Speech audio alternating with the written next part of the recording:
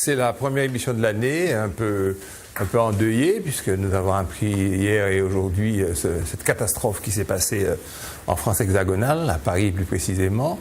On va en parler longuement, mais d'abord on va faire comme si on n'est pas trop triste, parce que la vie continue. Hein. Il y a quand même eu les pogroms, il y a eu le nazisme, il y a eu la résistance, il y a eu la guerre, il y a eu le fascisme, enfin, il y a déjà eu de la barbarie dans le monde. Hein. On ne découvre pas la barbarie aujourd'hui. Monsieur Compère, ça va bien? C'est sûr, j'approuve complètement ce qu'il dit. Quand même, bonne année à tous les téléspectateurs. Voilà. Et que cette année 2015 nous amène un peu de sérénité. Un peu à l'image de la une du Progressiste. Voilà, on a avec le feu d'artifice. Ben oui, on est résolument optimiste cette année-ci. On avait dit que vous étiez tellement fauché qu'il n'y aurait pas eu le feu d'artifice. Il y en a quand même eu. Il y en a quand même eu. Raccourci. Raccourci, mais quand même pas mal. Ça paraît-il. Comment va le Parti communiste en ce nous sommes pleins d'espoir pour cette année. En même temps, nous sommes. Non, je ne devrais pas dire le Parti communiste, je devrais dire comment va le journal Justice. Alors, le journal Justice entame sa 95e. C'est une émission de journaux, ce n'est pas une émission de parti politique. Vous ne représentez pas vos partis, là, vous représentez vos organes de presse. Tout à fait. Et donc, Justice entame sa 95e année, le 8 mai 2015. Justice fêtera officiellement sa 95e année d'existence. Je crois que ça dépasse d'ailleurs le journal de Justice lui-même, ça concerne la Martinique. Et je rappelle que c'est le plus ancien journal communiste de l'hémisphère sud-américain. Peut-être. Alors je sais qu'il y a, je ne sais plus pour lequel de vos anniversaires, j'avais eu l'occasion de faire un papier dans le Progressiste pour saluer Justice, qui est vraiment le doyen. Mais il m'avait semblé qu'il y avait un petit problème de date avec un journal cubain, Bohémia. Ah, c'est possible. Voilà. C'est possible. Enfin, la concurrence est bonne. Voilà, la concurrence reste du même côté. Elle reste fraternelle. Elle reste fraternelle. Mais c'est surtout l'occasion, justement, de parler de la presse. Et... Attends, laisse-moi dire bonjour. Ah bon, d'accord. Bonjour quand même. C'est vrai, il est quand même. Tu prends la parole, tu nous envahis avec ton justice. Comment ça va, Elie? Ça va. Les temps sont difficiles quand même, tout ce qu'on voit, tout ce qu'on endure. Mais je voudrais faire un petit parallèle, puisque tu as évoqué le drame de Charlie Hebdo, pour dire que la presse ne meurt jamais et que nous avons la presse victime d'attentats visant la liberté d'expression ne meurt jamais et que nous avons à notre table la preuve historique puisque Justice a été victime d'un attentat. Son rédacteur en chef a été tué à cause de ses opinions. C'est bien la preuve que tous ceux qui ont voulu tuer ou tuer Justice sont morts et Justice est vivant. C'est-à-dire, porter atteinte à la presse, c'est lui donner vie. La revitaliser. Charlie Hebdo était au bord de la faillite. Ils vendaient 23 000 exemplaires. Ouais. Ils vont vendre l'année prochaine 1 million. Et ils sont en rupture, il manquera. Il manquera et ils vont toucher 1 million d'euros. De Madame Flore Pellerin. Donc, effectivement, un commando. Continuez à tuer des journalistes, vous en créez plein de nouveaux. Alors laisse-moi donner le sujet, tout le monde le sait, mais on va le présenter quand même. Il s'agit d'un commando on a dit 3 hommes au début, mais en fait il s'est avéré que ça n'était que 2. Peut-être 2 ou 3. Enfin, on en a filmé. En tout cas, 2 sont rentrés dans il y a un 3e qui faisait le guet, qui a donc trucidé, fusillé un certain nombre de journalistes, en plus de personnes très connues. Bernard Maris, le dessinateur, un chroniqueur qu'on lisait dans Charlie Hebdo, le dessinateur Cabu, Wolinski, Tinius et Sharp, qui sont des gens qui exerçaient leur talent aussi dans d'autres journaux, dans l'Humanité, assez régulièrement. L'Humanité, régulièrement, hebdomadairement. Ah oui. Et Cabu dans le Canard enchaîné, et puis Wolinski dans Le Monde. Bon. Donc c'était pas. Wolinski aussi dans l'Humanité, de temps en temps. Tout à fait. Oui, aussi, effectivement. Alors, était un militant communiste. Oui, à l'origine. À l'origine, c'est un militant communiste. Il y a eu des problèmes et puis il est revenu. Le cas de Stéphane Charbonnier, dit Charb, est particulier puisqu'il était directeur de la publication. Il avait publié son dernier décès dans ce numéro, et c'est bon de le citer puisque pour montrer ce que c'est que l'humour. Et pourquoi on peut tuer pour un humour acerbe, je le dis parce que vous avez fait preuve d'humour, j'ai fait preuve souvent d'humour, je parle au second degré et je me rends compte après que souvent le public ne captent pas. Voilà. Et je donnerai tout de suite l'exemple. Une fois, j'avais parlé des problèms du Séréquimia, des problèmes de l'université, des problèmes de confrères, je ne sais plus. Et j'avais mes persifleurs et puis Goguenard, j'avais dit, mais monsieur, de toute façon, rien pas faire même paix. Vous savez que c'était plus au sérieux, c'était plus au premier degré, par un fonctionnaire. Fonctionnaire répressif qui dit, il dit que je suis tombé des nues, j'ai dit qu'à ce niveau, bac plus 10, quoi, enfin, collègue à toi, quoi. Tu as pris au premier degré mes stupides persiflages et mes vandardismes de lycéens, quoi, quasiment à cette antenne. Vous expliquez comment on peut tuer. L'humour fait quand même partie de la culture d'un peuple et on ne rit pas de tout. De la même manière. Pas avec n'importe qui. Aussi. Dit des proches. Alors, de son vrai nom, Stéphane Charbonnier, je vous disais, dans la dernière livraison de Charlie Hebdo, avait publié un dessin. Il représentait un prédicateur intégriste auquel il faisait répondre au constat qui est le suivant. Toujours pas d'attentat en France, il disait, et ce prédicateur répondait, attendez, on a jusqu'à la fin janvier pour présenter ses vœux. Boum. Exact. C'est terrible.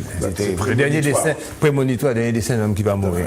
Alors, 12 personnes, dont 2 policiers, avec beaucoup, hein. Ouais. Alors, le reste, vous connaissez, la basket ramassée, l'empreinte ADN laissée dans la voiture, la carte d'identité, et la traque qui se fait, puisque aujourd'hui nous enregistrons cette émission la veille du jour où elle sera publiée. Elle sera éditée par l'habitude de la presse écrite, où elle sera diffusée, savoir vendredi soir à 20h30. Donc nous sommes aujourd'hui jeudi et la traque est en train de se faire encore avec force. Par là. Ouais, voilà. Et dans l'Aisne aussi, dans l'Aisne, Villers-Cotterêts. Avec des forces, avec plus de 80 000 personnes qui sont déployées. Ouais. Avec l'IGN et puis le RAID réunis. Et certaines chaînes se font des gorges chaudes. Hein. Alors là, ça y va, BFM TV et puis RMC, on continue. Édition spéciale. Enfin, c'est ça la presse. On va se mettre à critiquer la presse qui fait un certain boulot. En février 2006, Charlie Hebdo avait reproduit les caricatures de Mahomet. Vous vous souvenez de cette histoire? Oui, et qui avait été publiée avant d'un journal danois qui s'appelait Jyllands-Posten, on s'en fout, c'est peu importe. Et ça avait entraîné de nombreuses manifestations, mais chez eux, ça avait entraîné le bombage l'explosion de leur journal. Ils ont quand même continué, courageux. Ils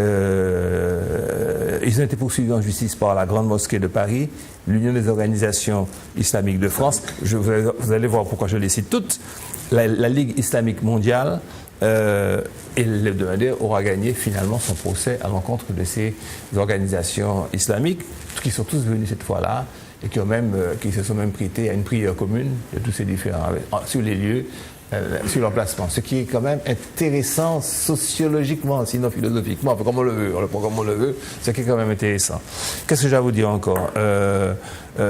En vrac, Marine Le Pen, à l'occasion, a dit que lorsqu'elle sera élue, elle va après je vais vous laisser parler, hein, je n'aurai pas dit un mot, elle va proposer un référendum sur la peine de mort. Ce sont 2 frères, Kouachi, Chérif Kouachi et Saïd Kouachi, ça on saura bientôt par cœur leur nom. Il y en a un qui avait déjà été impliqué dans une affaire d'organisation, de transfert, comme au football, de candidats au djihad. Il avait été condamné, il avait même publiquement dit que heureusement on m'a arrêté, etc. Bon, ça c'était des démagogies d'avocats et de clients qui a eu peur. Les expertises génétiques sont claires, sont nettes, elles lui imputent. Donc sans même la découverte de sa carte d'identité qu'il a oubliée, l'empreinte génétique établit que c'est bien lui. Et puis on a déjà dit que le journal paraîtra 1 million d'exemplaires. On a déjà dit qu'il est en difficulté. On a déjà dit qu'on a laissé subodorer que des aides avaient été pressenties, mais pas aussi rapidement et pas pour ces raisons. Alors, reste à savoir maintenant les liens avec l'État islamique. Enfin, quand tu as un lance-roquette, on a parlé de lance-roquette, mais c'est pas prouvé. Non, c'est pas prouvé. Mais quand tu as des en tout cas, s'il y avait un lance-roquette, il n'a pas servi. Il n'a pas servi. Parce que s'il avait servi, il n'y aurait plus de journal. Oui. Non, mais c'est au niveau de la station d'essence où ils se sont arrêtés. Qu'on a aperçu, mais ça c'est pas établi, parce qu'il y a un petit délire qui va s'emparer des gens maintenant. Ce qui est d'embêtant, c'est que nous sommes encore une fois concernés, comme pour le crash de l'avion en mer de Java, il y a une antillaise dans le coup, c'est-à-dire qu'il y a tellement de Martiniquais à l'extérieur du pays, que chaque fois qu'il se passe quelque chose, il y a un Martiniquais dedans. Là, c'est la jeune Jean-Philippe. Oui. Son prénom, c'est Claricia. Claricia, quelque chose comme ça. La France, mais ça n'a rien à voir avec Charlie Hebdo. Ça n'a rien à voir, apparemment. Apparemment. Mais il y a des coïncidences qui sont quand même assez étonnantes. Le gilet pare-balles, arme de guerre, pareil et tout, le même jour. Bon, ceci étant dit, ils sont organisés en petites cellules, même en individus, qui sont lâchés à la nature, c'est le principe même. Voilà ce que j'ai à dire pour l'essentiel. Et je vous laisse la parole en vous demandant d'orienter vos commentaires sur la suite, la dégradation qui pourra découler de l'islamophobie. Qu'est-ce qu'il faut faire pour arrêter ça? Parce que si toutes les banlieues, tout le 96 se met à être porteurs être des mérades ou bien être des shérifs, qu'est-ce que la France va faire pour ça? Enfin, voilà plutôt dans cette perspective, si vous voulez, porteuse et projetée dans l'avenir, qu'il faudrait essayer de voir, parce que ça risque de se déclencher, ça risque de continuer. Cette barbarie est pathogène et elle risque d'être contagieuse. Daniel. Historiquement, il faut rappeler aussi que l'immeuble de Charlie Hebdo a été incendié en novembre 2011. Donc, on peut penser aussi que c'était déjà une forme de punition. J'allais dire de représailles, mais c'est de la punition, puisqu'on s'était attaqué au prophète, avec ces fameuses caricatures, n'est-ce pas?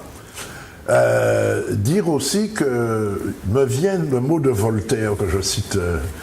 que j'aime citer, mais que je cite uniquement de mémoire. Je ne suis pas d'accord avec ce que vous dites, ce que vous faites, mais je me battrai pour que vous ayez le droit de le dire. Ah oui, c'est le principe même de voilà. La démocratie. La liberté d'expression. Bon, Charlie Hebdo, il faut reconnaître que ce sont des provocateurs. Hein. Ceci dit, parmi ceux qui sont morts, il y a ce qu'on appelle des dessinateurs. Moi, je les appelle des caricaturistes. Alors bon, je sais, au sein de ma propre rédaction, on a quelquefois des approches différentes des choses. Hein. Mon caricaturiste me dit non, moi je fais des dessins. Moi je dis mais non, tu fais des caricatures. Mais effectivement, il a en partie raison.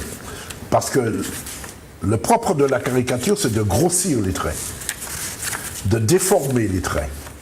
Quand je dis les traits, c'est pas seulement le trait du visage, de grossir le trait de caractère, les traits de son action. C'est ça le propre de la caricature. Alors que, voilà, c'est ça. Ça, c'est effectivement, ça, c'est plutôt un dessin. Si on peut montrer, voilà. Parce que, d'une part, on reconnaît les personnages. Alors là, voilà l'exemple, ça s'appelle conciliabule du caricature, et ça s'appelle caricature politique. Hein. C'est moi qui l'ai écrit, mais je fais conciliabule de Titis. Alors c'est donc Linor qui dit... Nilor, qui dit, ouais...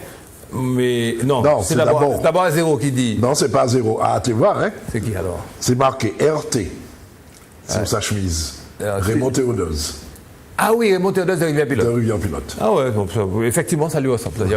Raymond Théodose, il n'est pas encore bien connu, Raymond Théodose. Qui dit Saké Red pour Ousseï Chabin, avec une grosse faute comme d'habitude. Ousseï Chabin. Et lui, il répond ouais, mais ment pas Timon Maëli. Voilà. C'est bien, ça c'est bon, correct. Il y a pire. Il y a pire. Non, mais c'est ça. Ça reste créole. Il y a un jeu de mots là. Ça arrête pour Ousseï Chabin. Oui, mais on partit mon Maïli, c'est bon. C'est bon, ça c'est bon. En plus, c'est une citation pratiquement littérale. Oui. Bon. J'ai déjà fait des reproches sur certains trucs, l'un qui porte l'autre.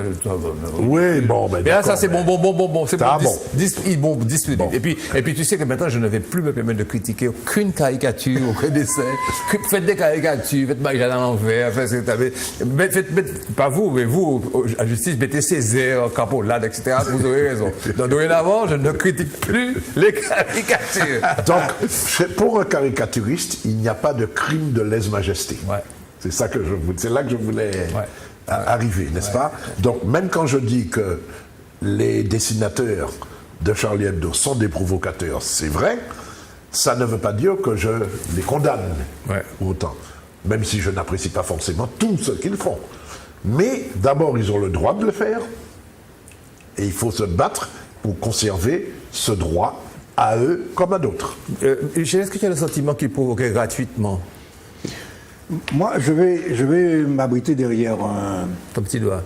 Je vais m'abriter derrière un professeur d'université du Sénégal que j'ai entendu sur Radio France Internationale, et qui expliquait qu'en matière d'humour et en matière de moquerie, selon les civilisations, selon les pays, selon les périodes, il y a des différences. Je ne dis pas ça pour expliquer ni pour justifier, mais pour comprendre. Okay. Pour comprendre. Autrement dit, et il a dit la chose suivante, s'agissant de l'islam, dans les pays, y compris au Sénégal, qui est un pays réputé d'avoir un islam dit modéré, ok, y compris, il y a un sens beaucoup plus prononcé, un peu comme ça l'était en France même, en Europe, sur le sacré, et que dans les pays contemporains de l'Europe occidentale, qui sont au niveau de l'esprit critique, laïque, voire carrément athée. Ok, tout à fait vrai. Donc ce qui peut paraître normal pour un citoyen ordinaire français, en plus la France est un pays particulier dans l'ensemble des pays occidentaux. Oui. Avec, en gros, je ne vais pas faire l'historique, mais la Révolution française, l'esprit des Lumières, Diderot, d'Alembert, tu as cité Voltaire. Bon. Donc, déjà. Et puis qu'il y a des responsabilités par rapport à ces anciennes colonies. Voilà. Qui est une référence. C'est une référence. Alors, on aborde déjà la suite. Bon. Donc, si tu veux, sur ces questions-là, autant, bien sûr, je souscris à ce qu'a dit Daniel, je me battrai pour qu'ils aient le droit. Mais, je m'interroge sur la manière dont on peut être perçu par une communauté prise dans son ensemble un certain nombre de caricatures concernant non pas l'islam radical, mais l'islam lui-même en tant que tel. Oui, tout à fait d'accord. Voilà, j'en dis pas plus. Moi, je crois que derrière tout ça, il ne faut pas qu'on tombe dans le piège de l'explication. Ouais. Je pense qu'il faut faire très attention, parce que en expliquant, on édulcore bien évidemment l'émotion. Et je pense qu'il faut laisser la place à l'émotion, et puis après à l'information. Mais quand on explique, on a plusieurs pistes, plusieurs choix. Moi, je crois que l'explication donne raison à certains qui théoriquement ont tort. Je m'explique. Je ne crois pas que la communauté musulmane ait eu envie de tuer les journalistes. Tous les gens qui ont poursuivi Charlie Hebdo devant la justice sont des démocrates. Tout simplement parce qu'ils poursuivent devant la justice. Voilà. Et ils acceptent le verdict de la justice. Le jeu démocratique. Par contre, et je pense que la dimension, elle est là. Et ça revient à des propos qu'on a déjà tenus dans cette émission. Le monde change. Il faut que nous, qui faisons partie du monde occidental, enfin, parfois malgré nous, ou contraints, mais bon, bref, on est dedans. Ok. Commencions à penser la chose suivante, c'est qu'il y a une guerre, et nous ne sommes qu'au début de cette guerre, entre ceux qui ont dominé le monde pendant des siècles et ceux qui ont été dominés pendant des siècles. Voilà, c'est tout. Et ça, ce n'est que une première parmi d'autres, mais en tout cas, illustration de la guerre en cours. De la guerre en cours. Tant que des gens qui théorisent cette guerre auront peu de moyens, il y aura peu de dégâts. Quand ils vont s'emparer de moyens puissants, il y aura beaucoup de dégâts. Donc, moi, je crois qu'il ne faut pas expliquer. Il faut laisser l'émotion... On est tout prêt. Il faut laisser l'émotion porter. Et puis derrière, il va falloir définitivement que nous sachions que la guerre a commencé. Et que notre mémoire nous fait défaut. Mais quand 2 avions rentrent dans des tours et font 3000 morts, c'est la guerre. Ce n'est pas un acte terroriste, c'est la guerre. Okay ? Donc, Maintenant, il faut choisir. Est-ce que cette guerre doit être menée en tuant des gens ou est-ce que cette guerre doit être menée de manière, on va dire, paisible? Est-ce que ça doit être une guerre économique civilisée? Est-ce que ça doit être une guerre économique? Est-ce que ça doit être une guerre des forces intellectuelles, etc. Ou est-ce que massacrer ceux qui ne pensent pas comme nous est une solution? Or, on l'a montré, on l'a dit en début d'émission, c'est pas la bonne méthode. Voilà, très clairement, c'est pas la bonne méthode. Je change de sujet et je reviens au gouvernement français, parce que c'est ça l'idée. Mais qu'est-ce qu'on peut, nous, journalistes, qui sommes en première ligne, de façon prospective, qu'est-ce qu'on peut apporter comme réflexion à ça? On peut dire au gouvernement français, si vous continuez à faire semblant de ne pas voir que sur votre territoire, des millions de gens sont exclus du système et que des mouvements sectaires qui se cachent derrière la religion ont pour vocation de les récupérer pour mener une guerre à leur façon, vous faites fausse route. Voilà. Je veux te dire quelque chose. Lorsque, à la Coupe du Monde, les Black Blamber avaient eu le résultat extraordinaire, les Champs-Élysées étaient métissés de gens, etc., les mélanges de drapeaux algériens. Oui. On avait cru qu'effectivement que ça apporterait peut-être un ferment de tolérance et d'ouverture au monde. On avait cru, non. C'était un moment. C'était avec cru. Et puis c'était intéressant de le croire. Je ne vois pas pourquoi on peut être négatif et puis on peut se tromper pour une chose positive. Moi, personnellement, je n'y ai pas cru. Bon, j'ai vécu là-bas, je connais les forces réactionnaires. Mais je sais, mais enfin, que veux-tu? Mais là, les choses changent tellement. Est-ce que j'aurais pu savoir si je n'écoutais pas la radio et la télévision qu'un jour, on descendrait 12 journalistes et collaborateurs de Charlie Hebdo? Donc, c'est le montant de mon époque. C'est incroyable. Malgré la guerre d'Algérie, malgré le terrorisme, malgré tout ça. Bon, on avait pu espérer. Bon, et là, aussi, avec ces millions de gens réunis à République, avec cette marche qui va se faire, avec, à part l'ombre du petit cancan de Marine Le Pen qui cherche à se faire exclure pour jouer, mais peu importe, Sarkozy qui rend visite à Hollande, on peut croire que c'est pas un véritable pays civilisé, il ne reste plus qu'envisager une réforme de la Constitution, de prévoir des gouvernements de coalition, comme en Italie ou ailleurs. En Allemagne, voilà, en Allemagne, plus précisément en Allemagne, et que les choses vont évoluer de façon positive. Mais, et là je donne raison au pouf qu'a fait Michel, lundi ça va être terminé. Voilà. Oui, c'est sûr. Okay. Peut-être pas lundi, mais mercredi prochain, ça sera fini. Ils vont commencer encore leur zizanie. Et puis, Alors il faut quand même parler je pense que c'est important, parler de la réaction des Antillais. Donc à la fois ceux qui sont dans l'Hexagone et puis ceux qui sont ici. Oui. Il y a deux courants.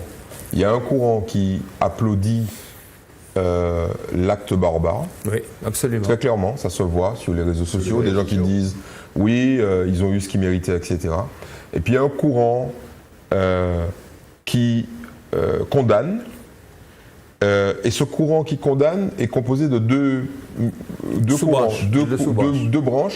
Il y a une branche qui dit c'est pas normal, c'est la liberté qu'on tue, etc. Et c'est moi mon opinion. Et puis il y a un deuxième courant qui dit de toute façon il faut tuer tous les Arabes. Moi je dis attention, il faut faire très attention. Et ce courant anti-arabe chez les Antillais de manière générale et chez les Noirs de manière plus large, c'est un courant extrêmement dangereux.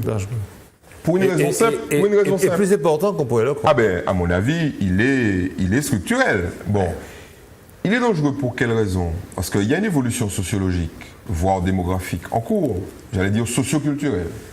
C'est que de très nombreux jeunes Antillais de la 2e ou 3e génération de la région parisienne et des métropoles se convertissent à l'islam. Parce qu'ils partagent la situation économique, socio-économique. Socio-économique qui domine. C'est évident. Parce qu'ils partagent la situation. Donc, je caricature. L'illettrisme, le manque d'éducation. Nous sommes en train de faire de l'explication là. Non, j'explique pas le geste. J'explique pas le geste. Je donne de l'info. Ah bon? Parce qu'il y a beaucoup de gens qui vont apprendre Parce que ils entendent, mais il n'y a aucun reportage, il n'y a rien du tout dessus. Il y a aucune Ils vont statistique. apprendre qu'il y a peut-être 200 Antillais qui font le djihad. Voilà. Et surtout, le contraste que nous allons vivre. Parce que ce qui m'intéresse, c'est nous d'abord. C'est qu'une grand-mère et sa fille ici vont dire qu'il y a trop d'Arabes. OK. Mais vont découvrir que leur arrière-petit-fils est de confession musulmane, s'est marié à une musulmane, et s'est converti, et que éventuellement il est parti faire le djihad. Et qu'il est donc chef là-bas, donc qu'il est le bourreau qui coupe le coude. Donc, comme le londonien qu'on a retrouvé. Voilà. Ce que je veux dire, c'est que les gens qui disent que ça ne nous intéresse pas, que ça ne nous impacte pas, ils se trompent. Je voudrais élargir un tout petit peu le sujet parce que en parole capotée en note. Ne trouvez-vous pas que les sites sur lesquels s'expriment nos compatriotes antillais expriment souvent des jugements extrêmement graves? Par exemple, sur un sujet on va revenir sur ça, c'est un sujet que je n'ai pas causé, celui d'éventuelles malversations qui se seraient passées à Rivière-Pilote. Alors, sans que l'on comprenne exactement ce qui s'est passé, alors à la longue, au bout du 30e message et la 30e allusion, je crois comprendre qu'il y a eu un achat de vote à Rivière-Pilote aux élections, qu'il y a eu un achat de journalistes, quel journaliste, et le tout est dit sans citation de faits précis, avec des allusions, mais c'est excessivement désagréable, et c'est le propre des réseaux sociaux. Bon, mais là, c'est pas spécifique à la Martinique. Non, c'est pas spécifique, mais c'est à la Martinique, c'est fait de façon tellement délétère que, comme d'habitude, on est sur un cran, tu comprends, un cran au-dessus, tu vois. Sans jamais savoir vérifier ni savoir de quoi on parle. Je ferme la parenthèse. Il faut quand même... Non, ferme pas trop vite. Il faut quand même dire la chose suivante. Les médias sont responsables de ça. C'est possible. Moi, je condamne très fermement les médias. Attends, non, mais je veux le dire. Il faut que je le dise. Une petite parenthèse. Toi, tu en as aux médias comme Michel en a aux capitalistes. Alors, j'en ai assez de te contrôler pour tes médias et lui de le contrôler pour le néolibéralisme. Moi, j'en ai assez, monsieur. Mais on est médias. Mais on s'est battu tout à l'heure pour que Charlie Hebdo, même nous sous-partitions pas. Écoutez, c'est une boutade. Monsieur, ne faites pas comme c'est l'humour au troisième degré. Ne faites pas comme un fonctionnaire qui dit que j'ai dit que... Je te soupçonne chaque fois parce que tu me fais la remarque. Pourquoi tu attaques autant les médias? Mais oui. Moi, je dis la chose suivante. Comme nous sommes médias, et comme personne ne va faire le travail à notre place, soit les gens nous tuent, soit ils progressent. Mais ils progressent. Oui. Allons faire le travail. Tu n'as pas envisagé cette possibilité? Oui, ils progressent. Ils progressent avant. Il va falloir me les montrer. Les gens qui progressent. Tu es désespéré. Soit les gens nous tuent, soit ils progressent. Regardez ça. C'est optimiste. Voilà. Les médias sont au moment des vœux. Voilà. Les médias sont responsables de ça. Je vais vous citer deux exemples. Le premier, c'est les mêmes exemples. Les radios qui font coup de gueule, coup de cœur, travaillent sur la lâcheté et l'anonymat. Ouais. Les blogs qui permettent des commentaires, pareil. Donc, souhaitons une chose, c'est que les médias ferment désormais les plages de libre expression à l'anonymat. C'est-à-dire que tu mets ton nom, ton adresse et ton numéro de téléphone, je te donne la possibilité de parler. Tu mets petit coco, machin, pas qu'à parler. Je suis d'accord avec ça. Intervenons par petite parenthèse. Vous savez que la grande presse américaine a supprimé les interventions des lecteurs. New York Times, etc. Ils ont supprimé ça. Il y a des blogs, allez sur les blogs. Ouais. On est presse, on ne fait pas ça. Voilà. Ça ferait plaisir à Galion. Ouais. Mais c'est fondamental.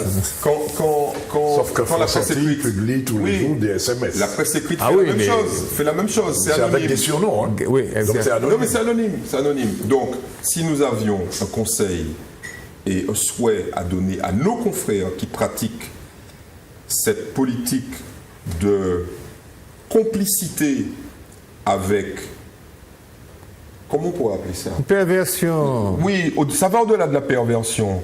Ça va C'est de la tête. Le défoulement sans conséquence. Ouais. C'est la tête à la liberté, tout simplement. La tête à la liberté. C'est fait de veulerie, de lâcheté, et de manipulation. Et de manipulation. Voilà. Moi, je voudrais revenir sur un point précis. On l'a effleuré. Il me semble qu'au stade où on en est, et je suis d'accord avec Eddy, nous sommes au stade de l'émotion. Ouais. Bon. Mais au stade où on en est, quand même, on peut dire ceci, c'est que la France est confrontée. Parce qu'à travers Charlie Hebdo, c'est la France qui est visée. On va la vérifier d'ailleurs. Et il y a toutes sortes d'éléments qui le montrent. D'ailleurs, les autres pays du monde ont bien compris ça. Bon, tout à fait. Bon. Et elle est dans une situation effectivement extrêmement grave, avec en gros une population d'origine de ces anciennes colonies, qui est nombreuse, qui n'a plus de rapport avec ces pays d'origine, et qui n'est pas intégrée, et avec en plus une crise économique, une marginalisation de la jeunesse. Alors je cite 3 chiffres. C'est l'économiste qui reprend le dessus. Le taux de chômage en France est 10,4% en moyenne. Le taux de chômage des moins de 25 ans de la jeunesse, c'est 23%. Le taux de chômage dans les banlieues, au sein de l'immigration, notamment maghrébine, c'est 54%. Ok, on a les chiffres.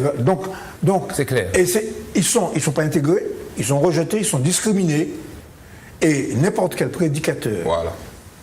N'importe quel prédicateur. Tu as parlé de sectes. Ouais. Moi je dis c'est les sectes. C'est les sectes. Bon, mais ce sont les sectes. Ouais. C'est pourquoi il ne faut pas faire amalgame. Donc, les autorités françaises doivent faire très attention à la manière dont elles parlent et s'expriment aujourd'hui. Avez-vous remarqué que les journalistes, systématiquement, en parlant de ces personnes, de ces terroristes, comme ça qu'on les appelle, demandent s'ils fréquentaient la mosquée, parce qu'ils cherchent à établir une liaison entre la religion, l'islam tranquille, l'islam comme le catholicisme, avec ces perversions sectaires. Systématiquement, on leur pose la question. Le dossier du plus jeune des 2 frères indique très clairement qu'au but de Chaumont, dans le 19e, il pratiquait il y avait un prédicateur sectaire qui les enrôlait pour les envoyer en guerre contre les États-Unis en Irak. Moi, je voudrais qu'on revienne à quelque chose qu'on a à nouveau effleuré tout à l'heure. Et nous, on a parlé des Antillais en France, dans l'Hexagone, qui ne sont pas insensibles aux sirènes. Attends, Daniel, mais je pense que la ventilation ou la distinction qu'il y a faite, elle nous concerne nous aussi. Nous sommes d'accord. Non, mais nous sommes d'accord. Je veux qu'on creuse un peu plus. Donc, les Antillais, disons de France hexagonale, qui sont très sensibles aux sirènes du djihad, pour aller vite. Oui. Pour aller vite. Bien. Nous, ici en Martinique, il y a trop de gens qui pensent que nous ne sommes pas concernés. Oui, c'est ce que je disais. C'est ce que disait Eddy tout à l'heure. Mais ces Antillais de la France hexagonale ou qui sont sur place, qui se disent, bon, ça c'est l'islam, c'est pas nous, etc. et tout. Pense-t-il qu'il peut y avoir ce que j'appelle pour le moment, parce que je n'ai pas trouvé d'autre chose, un retour de bâton? Autrement dit, non seulement nous avons des Antillais qui s'engagent dans ce genre de perversion, mais les mouvements xénophobes qu'il y a en France contre les Arabes, avec des guillemets bien sûr. Vont-ils s'arrêter là? Voilà. Vont-ils s'arrêter là? Après les Arabes, pourquoi pas les nègres. Les nègres. Je pense que le mal est déjà fait. Le mal est déjà fait, mais il peut être pire. Il peut être pire. Alors, je partage ton point de vue.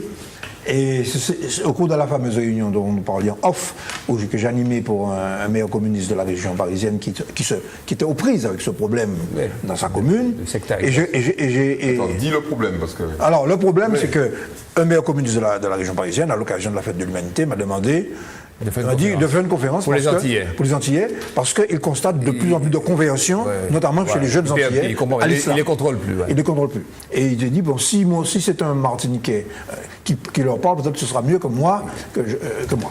Et il y a une belle salle, la salle des fêtes de la mairie, beaucoup de monde. Il avait fait bien les choses. Il y avait des planteurs, des acras. Presque le balboudin. Non, mais alors, continue. Allez, allons, fait. Au fait, au cours de la discussion, précisément, on s'est rendu compte que des jeunes nous ont dit que ils sont attirés par cela parce que ce sont des mouvements qui s'en prennent au blanc et qu'ils en ont assez d'être discriminés dans l'emploi, d'aller quand il y a une place de serveur dans un restaurant, on téléphone, eh bien, quand il arrive, il n'y a plus de place. Alors qu'ils sont nés en France, qu'ils sont nés en France. Bon. Je voulais vous dire quelque chose. Le racisme va toujours exister et il va d'autant plus s'affirmer dans des conditions socio-économiques difficiles. Là-dessus, bon. Ce qu'on peut craindre, c'est l'accélération de processus. Bon. Mais ça, on ne peut pas maîtriser ça, on ne peut pas contrôler ça. Et puis, il n'y a pas de recette. Sinon... Non, simplement, on peut le prévoir. On peut le prévoir. Bon. On peut demander aussi à ceux qui nous dirigent d'intégrer ça dans leur schéma. De leur schéma politique, parce qu'il faudra qu'ils le fassent là maintenant. Alors, alors ma question n'a pas bonne réponse. Combien de Méradi il faudra? Combien de frères shérifs, etc. qu'il faudra pour qu'ils puissent comprendre qu'il faudra se saisir de ce problème-là? Si vous voulez en conclusion ça, et puis on fait la revue de presse. Je crois que la réponse, elle est dans la réflexion et l'analyse autour de l'évolution des États-Unis en matière de droits civiques pour les Noirs.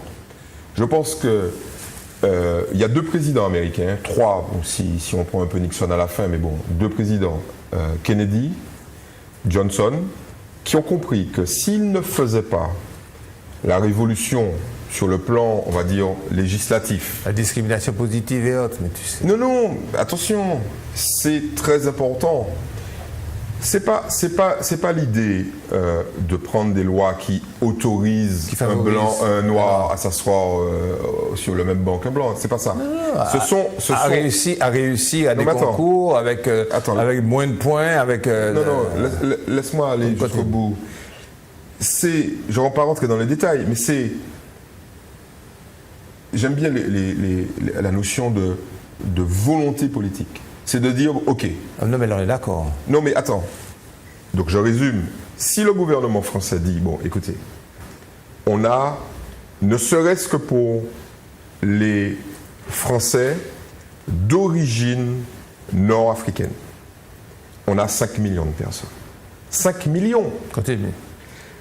Si on rajoute à ces 5 millions de personnes d'origine nord-africaine, les gens d'origine antillaise, ou africaine, on est sur 7 millions de personnes.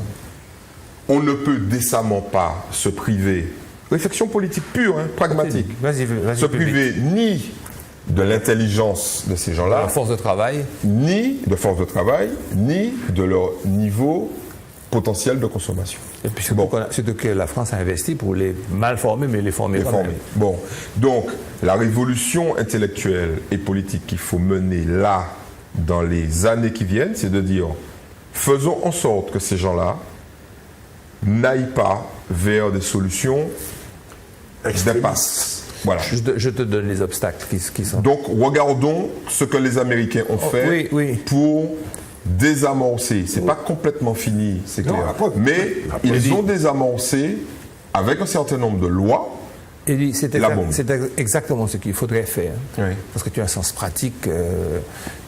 On vous donnerait à vous, monsieur la direction de la Martinique, à l'heure actuelle, vous réduirez de moitié, à 4, je pense de moitié le chômage, vous attiriez des capitaux, vous mettiez les hommes d'affaires ensemble, on dit à Michel. C'est pour ça qu'on fait cette émission, d'ailleurs. Explique au PC qu'il faut basta, on ferait un mois à 3 ans sur les mouvements, puis on dit on les ferait réellement, les 5 000 emplois. Bon, c'est pas ça que je veux dire. Il me dit qu'ils n'ont pas été faits. Messieurs, vous savez beaucoup plus. Messieurs, vous savez que ce que j'ai dit là, il y aura un couillon qui va monter voir ça. Il a la prétention d'avoir dit, etc. Et puis on va encore. Vous savez ça, non, mais il faut le faire. On parle de l'humour. Non, mais il faut le faire. Alors je dis ça, c'était de l'humour. Ok, je précise à chaque fois. J'ai peur de. Il y avait un animateur. Une casquette. Il y avait un animateur de télé qui s'appelait Stéphane Collaro dans le temps. Quand il faisait une blague, il y avait des types qui levaient des panneaux riés. Alors, bon, monsieur, vous me faites un bon fil là. Non, ce que je veux dire, c'est qu'il y a d'abord l'idéologie, le mythe de l'intégration. Comment la France a fait pour sortir de cette intégration qu'elle ne fait pas de l'intégration? Il faut intégrer les peuples. On évolue entre l'intégration et le communautarisme. Bon, voilà. Premièrement. Donc, deuxièmement, il y a, si tu veux, des principes qui découlent de cette. D'abord, le principe de l'égalité. Ça veut dire que. Je me disais, mais en fait, tous ces prédicateurs pipeaux, là, qui sont en réalité des djihadistes déguisés, etc., qui viennent parler, qui mélangent le prophète avec la violence et Lucifer, c'est le diable. Donc on a parlé à un certain moment de leur donner une formation. Comme un curé à 6 ou 7 ans, 8 ans, tu les as fait quand tu es beaucoup, Daniel, tu peux le dire, de formation, le petit séminaire, le grand séminaire, Rome, etc. Un pasteur protestant, il est dans un carcan séculaire depuis Luther. Attends, alors je continue. Protestant, pas évangélique, hein. Je continue. Il a dit protestant. D'accord, je continue. Je continue. Mais, en tous les cas, ils n'ont pas fait la preuve manifeste d'incohérence comme ça, c'est de voir ce que le jour où ils vont le faire, il faudra aussi le taper dessus. Mais oui, merci, les formules les plus simples. C'est ça, quoi. Daniel, on essaie d'avancer, désolé. On arrête en inquisition. Laissez-moi finir mon idée. On arrête avec la barbarie. C'est de l'humour, oui, précis. On va taper sur les pasteurs protestants. On va taper presque personne, mon Dieu. Donc, ce que je voulais vous dire, c'est que tout de suite, on sortira, mais si vous ne pouvez pas. Comment voulez-vous la liberté de penser, principe, 1789, les idées Voltaire, etc. On va t'évoquer. Et comment tu feras pour interdire, pour faire qu'ils aient à la Sorbonne, qui va les former, où, selon quels critères? Donc il y a du boulot, mais tout est possible. Là. Mais tu sais, les marxistes et les néolibéraux se rejoignent sur un point qui est terrible. Attention à ce que tu vas dire. Ah ben tu vas voir, et Michel va sourire. Un sens pratique. Derrière tout ça, il y a d'abord l'argent. Il y a d'abord l'argent.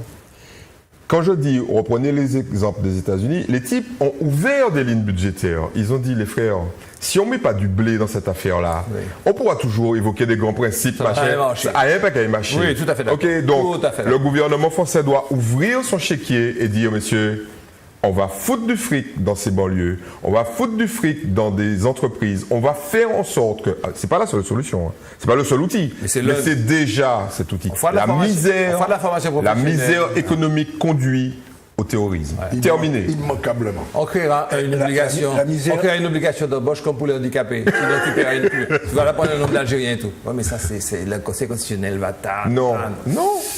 Il faudra quelques mérades, il faudra quelques Charlie Hebdo, mais c'est pour arriver à ça. Attention. Il y a la misère morale aussi que sécrète cette société que j'appelle capitaliste. Revenons à l'exemple américain. Oui. La Cour suprême a intégré dans la Constitution américaine les lois de priorité, de privilèges accordés à telle race ou à tel groupe ethnique. Ce n'était pas prévu dans la Constitution américaine. Ce n'est pas prévu dans la Constitution française. Non. Une Constitution, ça peut évoluer. Hein. Mais nous sommes ça évolue.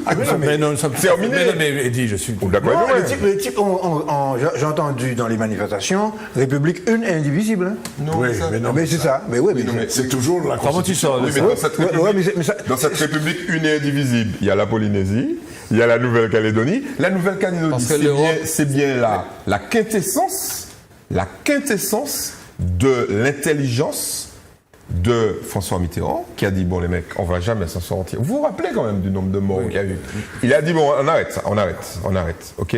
Et la détermination des peuples. Hein, non, attends, là, je suis d'accord, c'est ce qui pousse. Mais l'homme politique français, le premier, on va pas dire le seul, le premier qui a dit, nous n'allons pas pouvoir changer les choses et arrêter le massacre sans changer la loi.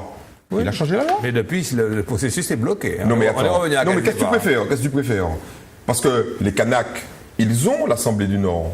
Ils ont le nickel. Ouais. OK? Ouais. Donc, ils ont la source première de leur richesse et ils administrent leur pays. La dernière étape, c'est l'indépendance. Et tu as vu qu'ils ne sont plus très très pressés pour avoir l'indépendance. Voilà. Ils ont ni l'argent. Mais parce qu'il faut former les cadres et tout ça. Mais ça va venir. Laisse-moi répondre à Michel. Parce que Michel, tu es très difficile parce que tu es d'un haut niveau culturel. Tu es informé, et puis tu nous fais des trucs bam, bam, bam, puis tu nous laisses là, silencieux. Alors moi, mon travail, c'est de te pister et de te pister. Attends, laisse-moi finir. Lorsque tu nous dis que c'est cette misère psychologique, qui est morale, qui est la résultante du système capitaliste, oui. Je te réponds. Mais tu me laisses finir. Ouais. Bon. L'association Wynne Gallup International, spécialisée dans les études et les sondages, qui est basée à Zurich et qui s'est, comme chaque année, chargée de mener une enquête sur la perception du bonheur des différentes peuples. Un truc très sérieux. 65 000 panels, donc l'informaticien et le statisticien vont te dire quelle valeur ça a. En 2014, d'abord, les habitants de la planète sont plus heureux qu'en 2013. Paradoxalement. Bon, on continue. 70% des habitants de la planète, effectivement, se disent heureux contre 60% l'année dernière. Alors que le système capitaliste est en train d'avancer. Le système capitaliste auquel je ne souscris pas, mettons-nous bien d'accord, je ne te contredis pas, mais il ne faut pas avoir des idées toutes faites. L'Afrique et l'Asie sont les continents les plus souriants. En Europe, c'est la Finlande qui est en tête du classement. Café fret la nuit n'arrête pas de se rallonger. La question très simple a été posée à 64 000 personnes, je vous l'ai dit. En général, diriez-vous que vous êtes très heureux, malheureux, très malheureux, ou ni l'un ni l'autre? Plutôt heureux ou pas heureux du tout? Alors, 65 pays sont concernés, 65 000 personnes. 65 pays. Bon. Alors, d'abord, les premiers, c'est les îles Fidji. Les plus heureux. Les plus heureux. Les îles Fidji. Par contre, qui viennent connaître qui viennent de connaître des remous politiques, un coup d'État, des élections qui vont se faire bientôt en septembre, qui se sont faites en septembre, relativement plus ou moins démocratiques. Il faut rappeler que les Fidji connaissent la même configuration ethnique que Trinidad. 50% musulmans d'origine indienne et 50% d'origine mélanésienne. Et puis chrétiens contre hindouistes ou musulmans. Deuxième pays, Michel, la Colombie. La Colombie, avec 89% d'heureux, en 2012, ce pays était à la première place. Bonne nouvelle, à la mi-décembre, la guérilla a déclaré un cessez-le-feu. Le sondage s'est fait avant. Mais c'est pour ça. Troisième pays, alors là, ça c'est la cerise sur le gâteau, Michel. Le Nigeria. Le Nigeria, là, le Nigeria, avec Boko Haram, l'État islamique, etc. Le pays, d'abord, alors quel est son profil? Pays le plus peuplé d'Afrique. Oui. Principal secte. Le plus riche aussi. Ouais, le plus riche. Oui, mais pas. Tu dis que le peuple n'en profite pas. Et là, avec les exploiteurs de tout ça, alors il n'y a plus de néocolonialisme, là, le peuple en profite. Laisse-moi continuer, tu dis de ne pas parler. Bon. La principale cible de la secte Boko Haram, qui a enlevé des centaines de jeunes femmes récemment, qu'on n'a plus jamais revues, parce qu'elles ont été converties, violées et tout ça. Les élections qui auront lieu en mars prochain sont également le théâtre de tensions très vives. 80% des habitants pensent pourtant que 2015 sera une meilleure année. Alors que nous, on a moins d'élections ici, on n'achète plus, on consomme. Enfin, en France, nous sommes en France. Non, on n'achète plus, on consomme plus, on est figé, on a peur d'indépendance, etc. 67% se disent également très heureux. Quatrième pays, l'Arabie Saoudite. Les femmes, même quand on met en prison, quand elles conduisent une voiture, disent ça va, nous bon, nous bien. Oui, mais ils ont du pétrole, ils ont de la climatisation. Là, il y a une explication rationnelle. Elles se disent heureuses et même très heureuses. Et puis après les Philippines. Je ne te donne pas idée des Philippines, tempête, catastrophe, vous savez, tsunami, etc. C'est ça pour vous, ce sondage. Ils se sentent très heureux, même dans les grands malheurs. Non, attends, Michel. C'est de l'humour. Ouais, Michel. Michel. Ce que je veux te dire, c'est que paradoxalement, l'humain est subtil. Je suis pour la subtilité des choses. ce n'est pas nécessairement un système socio-économique. Et contradictoire et paradoxal. Ce n'est pas nécessaire. Je ne te dis pas que la misère génère le bonheur. Je ne vais pas te dire une connerie. Ça ne te dit pas. On ne dit pas ça. Ce n'est pas une bêtise comme ça. La misère permet de m'exprimer quand même. J'ai lancé une boutade tout à l'heure. Bon, ok, c'est de l'humour. J'ai lancé une boutade. Bon. Mais c'est pour te dire que cette année, elle manque à veiller. Il faudrait tenir ça. Alors, moi aussi, manque à veiller. Alors, on va faire des émissions. Ce que je veux dire simplement, bon, je ne sais pas quelles sont les questions qui étaient posées, quelle est la valeur de ce sondage, etc. Tu regardes et puis on va discuter. Mais ce que je sais, c'est que... Attends, ce que les gens doivent savoir, c'est qu'entre deux émissions, Michel et moi, nous on fait des émissions au téléphone. Alors on a encore un travail à faire. Mais ce que je veux dire, c'est que dans un pays donné, il y a différentes couches sociales, différentes catégories, et il y a des gens qui peuvent te dire en moyenne qu'ils sont très heureux, et puis tu peux avoir, comme dans le cas, nous parlions de la population des Maghrébins, une partie de la population qui est complètement marginalisée. Et puis très malheureuse. Et qui est très malheureuse. Nous sommes d'accord. Bon, d'autre part, quand on parle de misère morale, dans ce type de société de consommation, c'est à la fois l'existence dans des pays très riches précisément, de l'abondance, tous les jours de l'abondance, et en même temps de l'incapacité. C'est exactement comme un gosse qui est devant une vitrine, qui voit beaucoup de choses et qui ne peut pas y accéder. Et c'est ça qui crée les frustrations et la colère. Sans compter qu'en plus, la misère morale s'alimente de la sous-culture et de l'inculture, parce que dans ces catégories-là, ils n'ont plus leur culture ancienne, ils n'ont pas acquis la culture nouvelle. Donc ils ont créé des sous-cultures à travers différentes formes d'expression artistique, qui sont en fait des sous-cultures, des sous-cultures. Donc ce qui alimente la misère morale. Mais c'est comme ça que je veux. Mais Michel, c'est comme ça que je veux que tu fasses. Mais tu ne sortes pas des trucs. Le système général. Va faire des enfants. Mais ceci dit, c'est dans un système capitaliste. Puisque je sais. Oui, nécessairement, parce que le monde est capitaliste. Mais nécessairement dans le système capitaliste. À quelque part, vous êtes Monsieur. Moi, je veux dire quelque chose. Tu peux dire. Dans le plan encore. Nous sommes un pays libre. Nous sommes un pays libre. Libre expression. Nous sommes en configuration plan Vigipirate accru. Oui. Y compris chez nous en Martinique. Tout à fait. Ah, c'est vrai. Je préfère avoir une réunion hier ou aujourd'hui. Absolument. Nous sommes en Vigipirate. Oui, parce que. Attentat. Oui, effectivement. Parce que quelque chose peut se passer ici. Pourquoi pas. Bon. Eddie parlait tout à l'heure des États-Unis. Qu'est-ce qui s'est passé aux États-Unis après le 11 septembre? La réduction des libertés. Totale, merci beaucoup. Jusqu'à maintenant. Merci beaucoup. Je viens d'écrire sur mon papier flicage accru. Ouais. Ah, mais c'est clair. En utilisant les moyens informatiques modernes. Voilà. Flicage accru. Et puis des lois d'exception qui sont encore en cours jusqu'à maintenant, Guantanamo, etc. Non, c'est le risque. Et la remontée des conservatismes. Alors j'attendais une émission, c'est dans l'air, un truc comme ça, où l'un des, je ne sais pas ma tasse de thé, mais où l'un des journalistes expliquait, ce ne sont pas des journalistes, ce sont des invités, et qui expliquaient que certains pays qui ont connu, je n'ai pas retenu lesquels, peut-être que je vois ça, qui ont connu de graves événements terroristes comme ça, dont l'Angleterre notamment. L'Angleterre, l'Espagne. Non, absolument rien changé à leur système. Ils n'ont rien changé à leur système. Leur constitution. Pas de loi d'exception, ils n'ont pas changé du tout. Les Anglais, c'est vraiment un peuple qu'il faut observer dans sa complexité, mais il y a quelque chose qui est fantastique, c'est la protection de la liberté individuelle. C'est impressionnant. C'est sur ces derniers mots de Master Marajo que nous allons nous quitter et nous donner rendez-vous la semaine prochaine. Encore, je ne vous l'ai pas dit, mais de mon côté, une très bonne année, une excellente année. Soyez devant Zouk TV tout le temps, mais encore plus devant nos émissions à Daniel Compère, Galion qui est au Place Roméo avec la presse. Ouais, avec la presse. Puisqu'il est plus journaliste que tout le monde, il a estimé que ça passait avant l'autre émission. C'est embêtant. Voilà, à bientôt. Au revoir.